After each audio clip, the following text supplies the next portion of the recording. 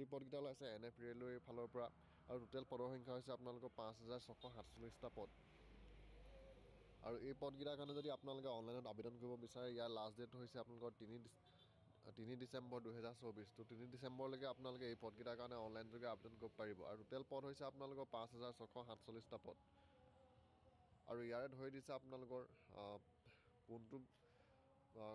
কোনখন জেগাত কিমান পদ ওলাইছে প্ৰত্যেকটো জেগাই ইয়াত আপোনালোকৰ ধৰি দিছে। আৰু ইয়াৰ আপোনালোকৰ ৰঙিয়াত ওলাইছে 435টা, লামডিঙত ওলাইছে 950টা, তিনিচুকীয়াত ওলাইছে 580টা, নিউ বঙাইগাঁৱত ওলাইছে 982টা, ডিব্ৰুগড় ৱৰ্কশ্বপৰ কাৰণে ওলাইছে 814টা পদ, আৰু NFR হেডকোৱাৰ্টাৰৰ কাৰণে ওলাইছে 661টা পদ। আৰু এই পদকেইটাৰ কাৰণে যদি আপোনালোকে আবেদন কৰিব বিচাৰে আপোনালোকৰ শিক্ষাগত অৰ্হতাটো ধৰি দিছে আপোনালোকে 15 বছৰৰ পৰা 24 বছৰৰ ভিতৰত হ'ব লাগিব। আৰু যদিহে আপোনালোকে SC বা ST হয় তেতিয়া আপোনালোকে ধৰি দিয়া বয়সতকৈ আপোনালোকে 5 বছৰ বেছি হ'লেও পাৰিব। আৰু যদি OBC হয় তেতিয়াহ'লে আপোনালোকে 3 বছৰ বেছি হ'লেও পাৰিব। আৰু যদি PWD বা ডিচেবিলিটি কেণ্ডিডেট থাকে তেতিয়া আপোনালোকে 10 বছৰ বেছি হ'লেও পাৰিব। অৰ্থাৎ আপোনালোকে 25ৰ পৰা 35 বছৰলৈকে পাৰিব। আৰু শিক্ষাগত অৰ্হতাটো আপোনালোকৰ প্ৰত্যেকটো বিভাগতে বেলেগ বেলেগ ধৰি দিয়া হৈছে। আৰু এপ্লিকেশ্যন ফিজটো দিব লাগিব UR, OBC, MOBC আৰু আদাৰ্ছসকলে 100 টকা।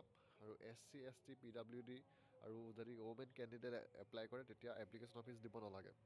পে'মেণ্ট মোডটো আপোনালোকে অনলাইনত দিব পাৰিব।